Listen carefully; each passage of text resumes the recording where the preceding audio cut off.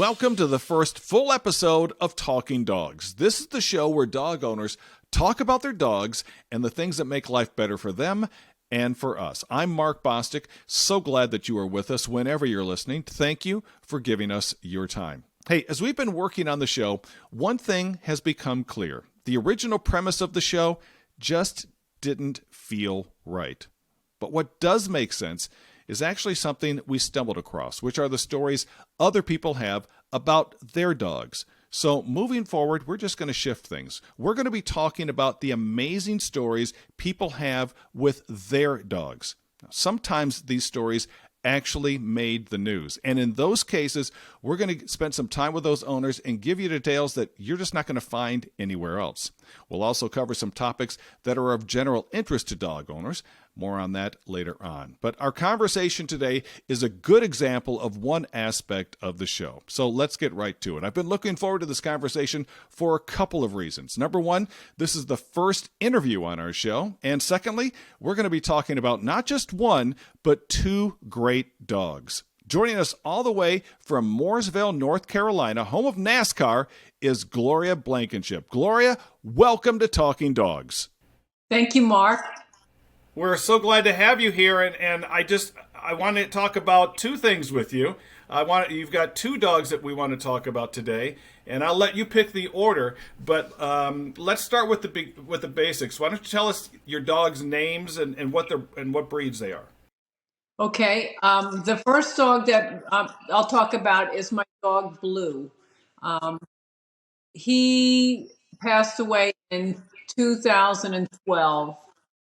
He was a Weimaraner, and there's a whole story as to how I got him, but we'll get into that. No, please do. Look, I've got a whole bowl of chips. Let's get into it. Tell me all about how you got Blue. Okay. Well, I've always had dogs my whole adult life. And my husband and I wanted to start a family, and we're having a tough time. So my dogs were my whole world. We were married about 6 years, and we were blessed with a child. But prior to that, it was all about my dogs.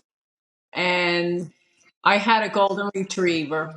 His name was Louie, and he passed away after the age of 14. I couldn't bear to even look at another golden retriever. He was so special. And by that time, our little boy was 3 years old. And I always think a child should have a pet of some kind. And he loved our dog. So it took a little while for me to recover from that, maybe about a year or so. Yeah. And my sister had a friend. They were hockey moms. And she had this Weimaraner. And it was stunning. I absolutely loved her dog. And I asked her where she got the dog from. And it was a place in Minnesota, Slayton, Minnesota. So I contacted the breeder, and I was living in Fort Lauderdale at the time. And I made arrangements. I bought a puppy sight unseen. I made arrangements for the dog to be flown to Miami International Airport, because at that time you couldn't fly dogs into Fort Lauderdale Airport. And we picked this puppy up at the airport. Oh, my goodness. Well, he was the most frightened puppy. I don't know what happened if they decided, because they primarily raise Weimaraners for hunting dogs.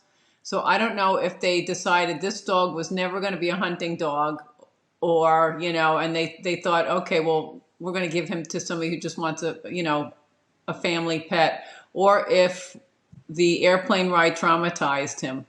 But when I first got him, Mark, he was so frightened of everything. He was even frightened to walk on the grass. Really? I've never seen anything like it. Yeah. Wow. So I thought, well, we're going to give him a lot of love. And I hired a dog trainer. And in fact, when I first brought him to my veterinarian, my vet said to me, his first words were, "What'd you get a dog like this for?" Not a good sign. Not a good sign. Yeah. No, not a good sign. Yeah, I said, "What do you mean?" He said, "These dogs have a tendency, some of them, to be high strung. So, and like I said, the dog was frightened of everything. So I hired a dog trainer, and I got the dog trainer through my vet.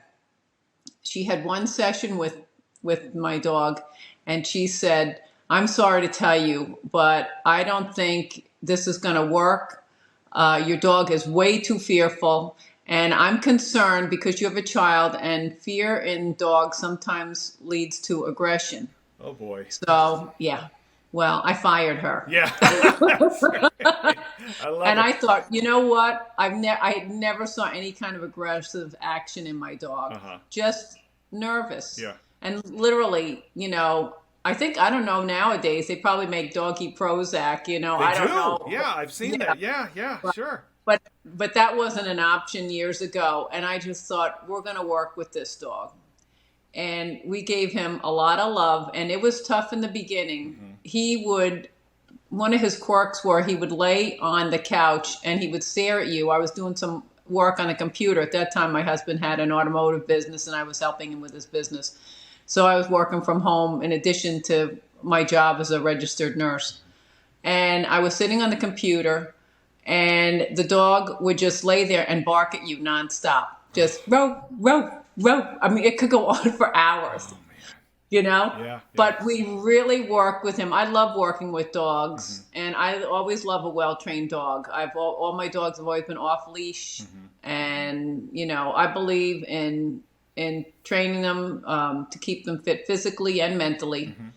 And like I said, I had a dog that was 14 years old prior to that. Yeah, so we always took very good care of our animals. So long story short, he ended up getting rid of that habit, the barking. Yeah, that was really tough, but we broke him of that. And with a lot of love and a lot of patience, he became a great family dog. The only issue I had with him was, we always travel with our dogs. Yeah. Our animals, our family members, they go with us everywhere. But on a rare occasion or two, we would have to go somewhere where we were unable to bring our dog. I would fly. My niece was living in Michigan. I would fly her from Michigan to Fort Lauderdale, and I would bribe her. I would bribe her with cash or whatever she wanted. Free plane ticket to Fort Lauderdale. In fact, one year she came with her girlfriend. I took care of both of them, and whatever it took, because I couldn't board him. Yeah. He was just too frightened. Yeah. We tried once. We had a bad experience with boarding him. Yeah.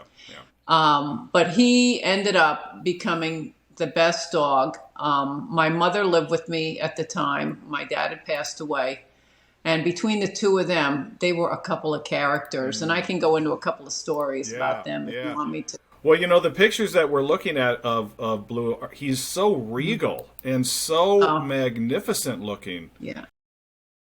I mean, there was a big span, a big gap, a big jump between a golden retriever, which my wife loves. She had a golden retriever, and Blue.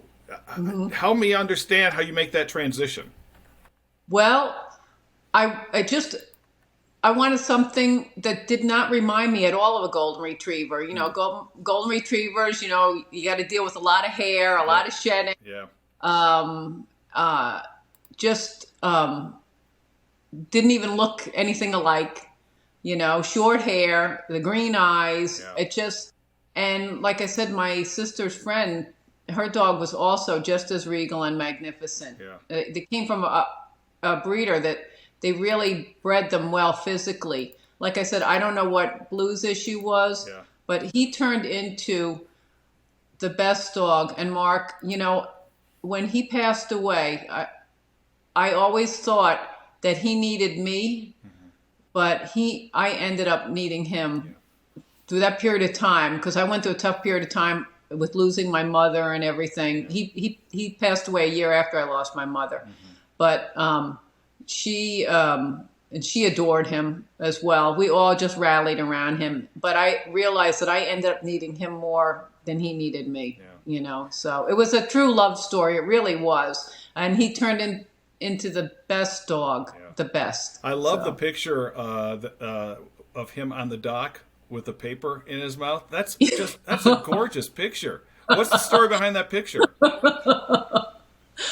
He was notorious for he just loved the newspaper, to get the newspaper. My husband had trained him to go out and get the newspaper, because in Florida sometimes we had a lot of, 1 minute it'll be sunny, 1 minute it'll be raining. We used to call them toad stranglers, or gator gushers. Sure. The rain was relentless, and then 5 minutes later it would clear up. Right. So in the morning we'd want our newspaper, and sometimes it was torrential. So my husband didn't want to get wet, so he trained him to go get the paper. Go get the paper. He'd grab the newspaper and he'd bring it in. We'd give him a treat. Yeah. After a while, we didn't need to give him a treat. Yeah. He was obsessed with getting the newspaper. Yeah. He would literally, in the morning, stand by the front door, wait for us to open the door so he could go get the newspaper. Well, that was great until we at the time had lived in Fort Lauderdale, and the pictures that you're seeing of him on the dock, we later moved to Lake Placid, Florida. Mm-hmm. And when we lived in Fort Lauderdale, we had a fenced yard. When we moved to Lake Placid, we had no fence, and we didn't need a fence because, like I said, he was very trained, would not leave the property. All of our dogs were like that. We had them off leash trained. Mm-hmm.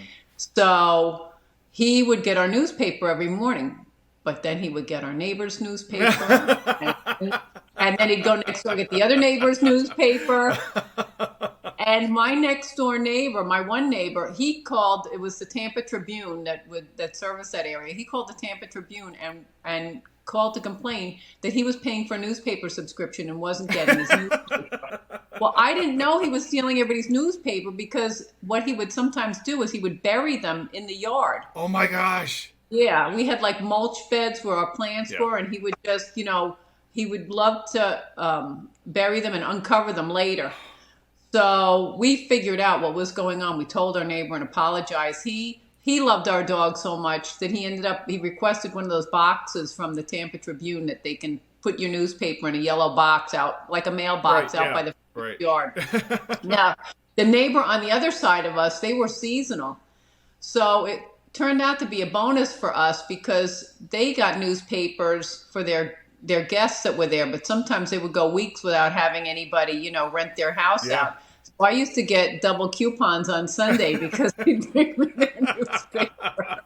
So, wow, that's a great. He was a character with that. He loved it. So I was on the dock one day, and here he comes with the newspaper. He just loved carrying that newspaper. Such a great shot. Picture. Yeah. Now the other shot with him on the couch looking at someone. Tell us the story behind that. He was probably looking at my mother, because he looked at her like she was a ham sandwich all the time. She constantly fed him, and I did not feed him table food or anything. So he would constantly look at her like, like I said, like she was a ham sandwich. Yeah. And so I think I might have snapped that while she was walking by, and he was looking at it out of the corner of her eye, because sometimes she'd grab a snack and go in her bedroom. Yeah, with that profile, he almost looks like a little bit like a Great Dane in that particular picture. He does. Yeah. He does. In fact, one time, and it was awful at the time, but my mom, she just loved him too. She wore 2 hearing aids and was deaf in both ears. So she got up and went to the bathroom, and her hearing aid was bothering her in one of her ears, and she laid it down on the bed. So I walked in our family room, and I'm looking at something, and it looks like the dog's eating peanuts. Well, it wasn't peanuts. It was her hearing aid, her $4,000 digital hearing aid. And I felt terrible. I told her, I said, see, this is what you get for feeding him. She left it on the bed, and he thought it was something to eat. So he kind of was chewing on her hearing aid. Oh, my goodness. That is great. Now, how long did you have Blue? 9 years old. He ended up getting kidney cancer. Oh. Yeah. But he was a character between him and my mom. I mean, some of the stories, I got a call one time at work. Your mom's on the phone. They all knew my mom by first name basis, because sometimes I did have to, she suffered from rheumatoid arthritis. So sometimes in a pinch, I'd have to run home, and I'm like, okay, now what? So I get on the phone, and she says to me, it was Christmas time. And she said, "Do you have a turtle ornament?" And I said, "No, I don't have a turtle ornament. Why?" She said, "Well, Blue's got a turtle ornament that he's chewing on." She said, "And I think he's cut himself. There's blood on the kitchen floor." I'm like, "What?" So I said, "Listen, guys, I gotta go." So I go home, I rush home. She had let him out the back door. It wasn't a turtle ornament. I come home and I walk in my house, and this is awful too, but I walk in my house to see a live turtle upside down with some of its shell in 50 million Oh pieces. my goodness Yeah, gracious. she had let him out the back door. And then she said to me on the phone, "I tried getting it out of his mouth, but he wouldn't let it go." She didn't she didn't see very well either sometimes. So anyway, yeah, so I got in the house, and here he is with He this caught a turtle. turtle. He, Yeah, and the poor thing, I called my vet. I was beside myself. I didn't know what to do, and apparently once the turtle shell is damaged, there's nothing you can do. So oh, I ended up calling animal control, and they came and got the turtle. I just felt terrible. But sure. anyway, the Yeah. two of them, they were a handful. So that's one So, of but those like I moments said, that I take it that that's one of those moments that made you want to scream, where yes, you yes. go from blue to Yeah. blue, right? Yeah. But he really was, that was a one-off for him. I mean, he never did anything like that. He was a very loving dog, Hmm. and like I said, all the neighbor he was notorious. The neighbors knew him, Hmm. and they just all loved him. In fact, one time, one of our neighbors had an Easter egg hunt for their kids, and um, I went outside and I'm like, "There's all these Easter eggs, the plastic Easter eggs in front of my house." I'm like, "What's all this?" Well, apparently they had put the eggs out overnight for the grandkids. And when he was let out in the morning, he went next door and he grabbed a few of the Easter eggs and brought them here to our house. So we had to go replant their Easter eggs for him. But he was a great dog. He was a loving dog, and yeah, in the end, he ended up. We had some urinary problems with him, and then they thought it was kidney stones. It turned out to be kidney cancer, and so Mm, we just did palliative care with him, and yeah. um, he died. He died. He didn't die at home. My dog before him died at home. We took care of him at home, but we ended up in the last few hours because it got pretty bad. We took him to the vet and put him down. Yeah, So, yeah, yeah. That's hard. but anyway, Before you go any yeah, further, I just had a quick question. Blue sounds sure. like he's a fantastic dog. He sounds like he's just the dog that would win anyone over. Oh, he was. But He was. as you said, he had his challenges. So He what was the did. biggest challenge you had with him? The biggest challenge I had with him was socialization, believe it or not. Hmm. He was just so frightened, and it was just anything new, or that even that you would introduce him to in the house, anything new that he saw, if we had to take him places, any new environment, he was just so frightened. Hmm. And like I said, with a lot of patience, a lot of time, a lot of exposure, I made sure that I took him in my car, and we drove around a lot. Hmm. And it was the funniest thing because he was so anxious to get home that when we would leave about maybe half a mile, and this, you don't realize how perceptive dogs are, Right. about half a mile before we got home, he would lean towards the air conditioner vent in my car. He would know we were coming home, and he would bark like that nonstop barking. Like I said, that he would like lay on the couch, and so everybody knew I was coming because for a half a mile down the block, you could hear this dog in my car at the top of his lungs barking like he was so happy to get home. Oh. But when we did take him out, he got acclimated to new things, to different Hmm. things, and but inside, I guess he couldn't wait to get home. Still, Hmm. he always had that, and also walking him on a leash. I would take him for walks. I forced him to go on walks. We would get halfway down the block when he was a puppy, and he would dig his feet in, and he would not go any further. He was pulling me to go back home. So what would you do He then? I just stopped, and I would reassure him that it was okay, and then we'd go halfway back home, and then I'd go another. Then we'd turn around, we'd go a little further and a little further, and I got him down the end of the block, and before after the end of the block, we went a little further, and in time, I was able to take him for walks around the block. That was about the extent of it. He wasn't real big on going for walks, and of course, he'd pull me all the way home. Sure, right, because he's a big dog. How much did he weigh? He was a big dog. I think he weighed about 70 pounds, but they're very long-legged. Yeah, and muscle, just muscle. And muscle, all muscle. Yeah, we always made sure he got a lot of exercise because that helped also a lot with his fears and stuff, tiring him out and keeping him active. And we lived on a lake, and that was the one thing I was never able to get him to do was go in the water. Could not get him to swim. Now I've got the dog I have now. I can't get him out of the water, but the one I had, Blue, I couldn't get him in the water, but he loved going for boat rides. And I think I sent you a photo of us on the boat. Yeah, he loved going for boat rides. That's a great shot. That's a fantastic shot. And it's so amazing that he didn't like water because that breed is water friendly.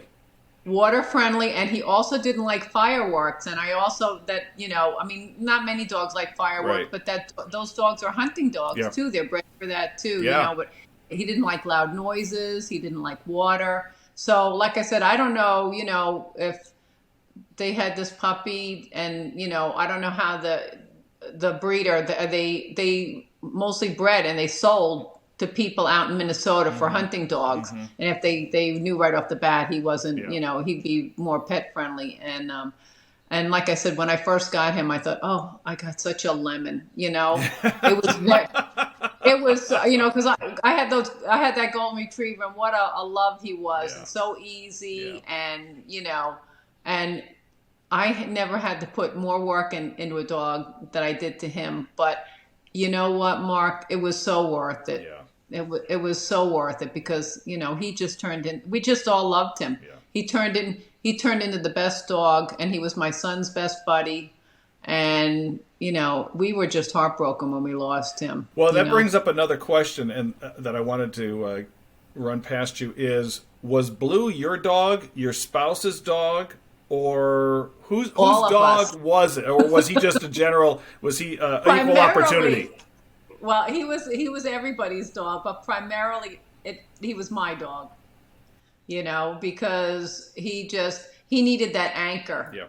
And my son was, as he got into hockey and everything, and they do their sports and everything. And my husband was busy with his business and stuff like that. So the majority of it fell on me, Sure. But he was really everybody's dog. And like I said, my mom, lived with us, and he would jump on her bed and it was so good for her because, she was very debilitated in the end, and she couldn't hear. And, she used to amaze my husband because he says, your mom, my mother was a voracious reader. So she always used closed caption. He said, I don't know how she can keep up with those TV shows and that closed caption, but she would sit in her room and watch her TV, and the dog would be there with her, and just being able to pet him and love on him. I believe it gave her a few years, because she really, it was so good for her, and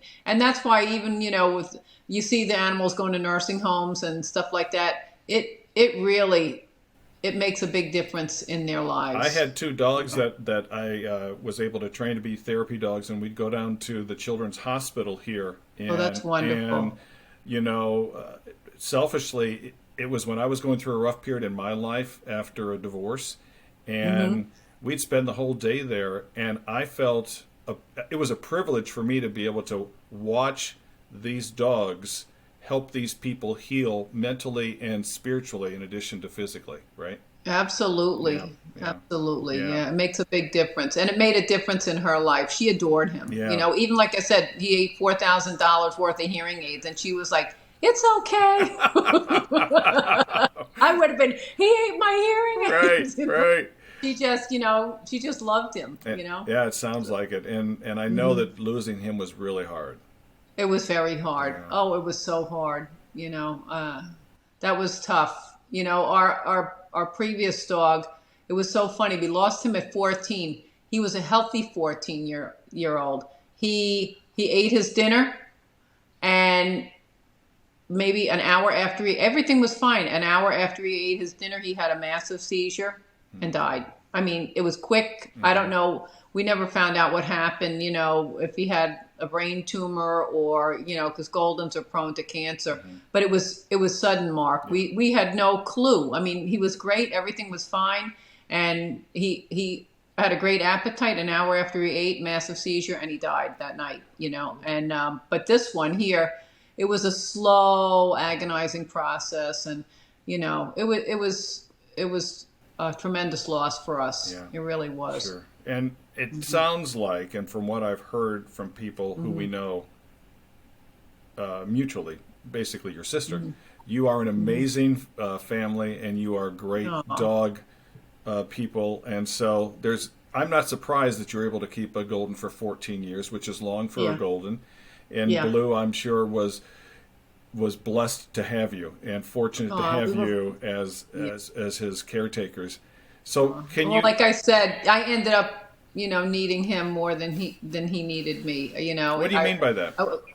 Well, when my mom got sick in the end, and he was an anchor for me. He really was. He knew that she was ill, and he would lay, in her room, and at night, if I was, sitting in my room or in the family room, he knew that I was grieving, because we knew that, she was failing, and we had hospice care by that time. She died at home.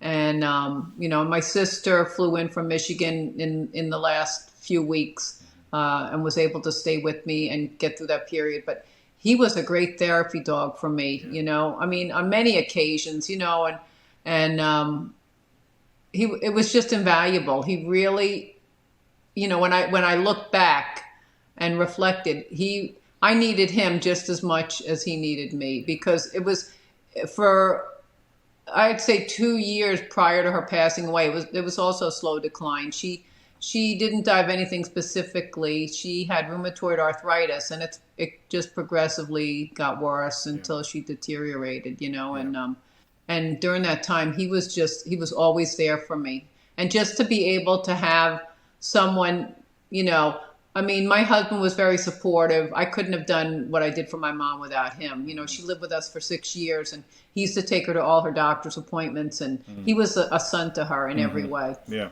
But, just to have a pet to love on, to hug, and they instinctively know that you're grieving inside, it was invaluable to me. It really was. Yeah, there is something, we've all felt it, right? We've all had that moment where we're just overwhelmed, and they come over to you and they put their head on your leg, or they force their nose under your hand or something like that, and it just melts your heart, right?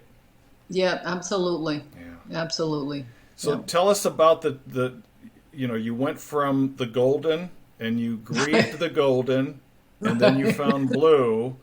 Right. Take us down the path that led you from Blue to the one and only Rusty. Okay. Well, shortly after we lost Blue, we moved to North Carolina. I didn't get a dog right away because, like I said, when I lose my dog, it's a member of the family. You're grieving. It's not that one can replace another, and they each hold a special place in your heart. Right. And so we relocated from Florida to North Carolina, and there was like an emptiness in the house. I felt it. My husband felt it. By this time, there's no child in the house. My son is grown and out on his own, and so it was just the two of us. And we used to go for golf cart rides in the neighborhood. And one of our neighbors had a golden retriever. Uh-oh. So I used to just make an excuse just to go down by her house so I could have her golden retriever. Yeah, honey, I got to go to the crack house and see the golden down the street, right? That's right. And my husband had sold his business. He was retired. He's a few years older than me. So I was working here as a registered nurse. He was retired. He had a lot of time on his hands. And I said, I think we should get another dog and let's get another golden retriever. And he said, sure, why not? So I researched a breeder, found a wonderful breeder, an absolutely wonderful breeder. And we got, or at the time he was little, he's not so little anymore, our little Rusty. And that was 9 years ago. His birthday is coming up this week. He'll be 9 next week. Yeah. So. Wow. So tell us about Rusty. I know he's 9. You got him when he was a pup, right? We did, yep. Now, you want to know whose dog he is. I'm going to tell you right now. Everybody thinks he's my dog, but he's my husband's dog, okay? He is my husband's dog. Yeah. We got him outside of Winston-Salem, it's Kernersville, and picked him up, brought him home, and we absolutely fell in love with him. I mean, he was just, and he was, once again, so different from Blue. Very easy going, very laid back. The only thing about him that was difficult, we always crate trained our dogs because, that's the way to house train a dog. Yep. You got to crate train him. Yep. And he was a fast learner.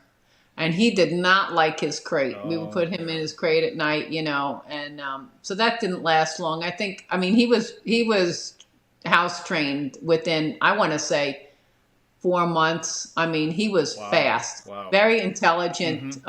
In fact, our breeder, when she would send us like little videos, we could, you could go on a live puppy cam and watch, when you didn't even know which dog you got. We didn't know who we were going to get. They had, the colored collars on them. We didn't even know who we were going to get until the day we picked them up. Yeah. But she had like those little Fisher Price toys where it lights up and you can press buttons and little wheels. And she put those actual toys in their little play area and little type toy slides and everything. Yeah. And these dogs would actually interact with these, press the buttons, make them light up. I mean, she gave them a lot of sensory stimulation. So he was very, very bright, very easy to train.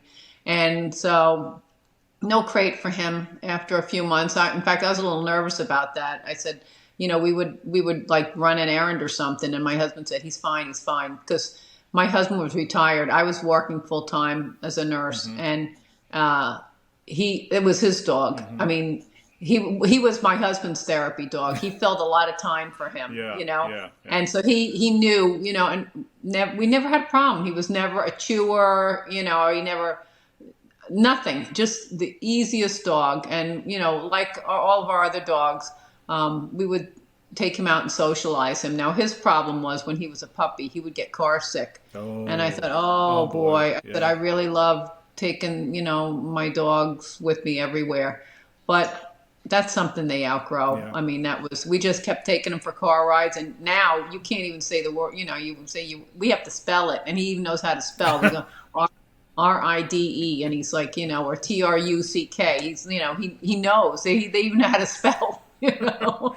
Well, he is so regal. I love that picture of him, of him sitting there with it, lying sitting on the lawn. It's like someone out of the Lion King, right? His mane's in full display. Yeah, he looks like a big lion. Yeah. Yeah. That's so great. Oh my goodness. So the biggest challenge with him was getting over car sickness. Car sickness. That was really it. I mean, he is just a big love, He loves going for golf cart rides. Everybody in the neighborhood knows him. He's like a little local celebrity here, And just real easygoing. I had when I first got him as a puppy, he loved the water. I knew he loved the water, so I got a little kiddie pool. Yeah. He loved that. So we actually had a pool put in our house. I know. For him more than for us. Look at that. It's incredible. Look at him going in that water. That's amazing. He loves to swim. And the only thing that he likes more than swimming, and I should have probably sent you a picture of that, is him playing in the snow. Well, that's hard to find in North Carolina, isn't it? Yeah, it is. Yeah. It is. Some years we get snow and some years we don't, But Yeah, he loves the snow and he loves the water. So what we had to do was, my yard's not fenced, but my pool area, of course, we have a fence around Yeah. the pool. So that works out good because, he'd be out there in 30-degree weather. I'd have to try to fish him out of the pool if we didn't have a fence around Yeah. it. So what's his funniest habit or his a quirk? What's the things he does that makes you go, what? When it's time for him to eat, he gets very vocal. I Okay. mean, he's got a clock in his stomach. 5 o'clock. If you're not getting his dinner ready, Yeah. he's all up in your face, and like you were saying about nudging and Yeah. everything else. His nose will nudge you. Yeah. He's very food oriented, very food Mm-hmm. motivated, and we can't make his dinner fast enough. I think I might have sent you a video of Yes. him barking, like Yes. hurry up, Yes. like Yes. you can't get it ready fast enough for him. And even in the mornings, he'll do the same thing. I usually give him a little treat in the morning, and I don't know, this has just happened within the last, I want to say, year and a half. He Mm-hmm. used to wait for his treat in the morning, Yeah. but now he'll nudge me, like if I make any stir in my bed, like if he knows, okay, she's up. So he comes over, he nudges me. If that doesn't work, he'll take his two paws and just jump on the edge of my bed. Just Uh-huh. jump up and try to lick me in the face. Okay, he wants his treat, Yeah. Very food motivated. Well, But they definitely know what time it is. yeah. I mean, he has a clock in his stomach. 5 o'clock, he knows it's 5 o'clock. Does he have a clock in his stomach for when I know he has a clock. He has a clock in his stomach for when the day is done. Does he have Uh-huh. one for when it begins, and he helps you at work? Because this is interesting. He's your co-partner in your business. He is. He is. He is. I'm retired now. Yeah. I retired it was 2 years ago in October. I worked as a nurse for 38 years. And like I said, my husband's older than me. And, I said, it's time that we get to spend together. And we have. But, I get bored. I like to stay busy, stay Mm-hmm. active. Mm-hmm. So I started a little eBay business. Mm-hmm. And he's always with me. He's laying on the floor here next to me. Mm-hmm. And I was thinking of a name for the business. So I thought, okay, let's cut Rusty in on this. And it was kind of twofold. I'm doing the business as a service to people as well. Like I have a little eBay store, but I like to give good customer service. Mm-hmm. And there's no, we're experts, being a former nurse, and nurses in general, they're all about customer service. Yeah, There's no absolutely. greater, there's no greater job. So I like to treat people well, treat them kind. Sure. So we follow the golden rule, and I said, okay, golden rule, golden retriever, so There you go. got him involved in it, and he became the motto for the Uh-huh. company, Yeah. and my co-CEO. Yeah. We make little videos. I post them on Instagram. I know, and, that's so great. I saw those. I love this. I love the videos that he's modeling for you and everything like that. yeah, Look at Yep. that. yeah. Golden rule thrift. There you go. You got to check it out, folks. If nothing else, just to see what My Rusty's up eBay to. store, my Instagram. There you go. That's it. Oh my goodness. Yeah, I get more. I post things on Instagram on some of the merchandise that I'm selling. But I post a lot of Rusty videos, and I'll tell you, Mark, I get more likes on, and I just started Instagram. Yep. I'm not one for social media. I think I started my Instagram page maybe about, I don't know, 2 months ago. Mm-hmm. And I get more likes on those videos with Rusty Yeah. than anything. They're not interested in what I'm selling. They're interested in him. Well, of course, because people love dogs and people love Goldens, right? And Yep, he's an yep. excellent example. He's a perfect spokesperson for Golden Retrievers. Oh, he is. He is. He's the greatest dog. He Yeah. really is. Like I said, we take him everywhere with us. He's been, my son recently got married in South Carolina, and my sister, she came here to North Carolina, and then we all drove to rented a home in South Carolina, Mm-hmm. and yeah, we were all piled in the truck, and we take him everywhere with us. Weddings doesn't matter. He You comes know, with us. you never know. Someone might need a therapy golden retriever, and you are just providing a service to civilization. You are continuing to help out those in need, even though you're not a nurse. You see how that works out? Yeah, that makes me feel good. It Yeah. does. It really does. And like I said, um, I get even like on my eBay page. Some people, they don't know that I have an Instagram account. I don't promote myself other than I just started making a couple of YouTube videos. But even like my reviews on eBay give me the most satisfaction. It's not so much the selling; Mm-hmm. it's when people, thank you so much. I love this. I get sometimes I get customers that if I'm selling something a little bit different or odd. I had a gentleman that I sold this Christmas vase. It was a Lenox vase, and it was a small item, but he bought it because his mom broke hers. And it was an item that was produced like in the early 90s Mm-hmm. and virtually irreplaceable. Mm-hmm. And he looked high and low for something like that and surprised his mother with that vase that he bought from my store. Mm-hmm. And those kind of comments when people send me little notes, messages, or, let me know how much something means to them. I mean, it's a physical object. Things in the big scheme of life, Mark, they're not important. Yeah. They don't mean anything Right. to me. They're just things. Right. That's why I have no problem selling anything. Things are disposable. It's the whole thing around it. The fact that his mother, he lit up when he found a vase for her, or people that tell me how much the items that I sell to them mean to them. Yeah. That really that makes my day. Yeah. Yeah. So Yeah. Life is not about things; it's about people absolutely, and absolutely, dogs. people and experiences and dogs. You got it. Right? You got it. Yeah. Yep. Yeah. I'll always have a dog. I go, like I said. We go through grieving processes, and that's fine. But to me, my house and my life would be so empty without my dog. I'm such a dog lover. I've had them, like I said, my whole adult life. Yeah. We had as a child, as a young child, we didn't have dogs. It wasn't until I was a teenager. Well, I take that back. Maybe I was a preteen that we had a dog, and we had a Saint Bernard Mm-hmm. Snowball. And from there on in, it was a love affair with dogs. Yeah.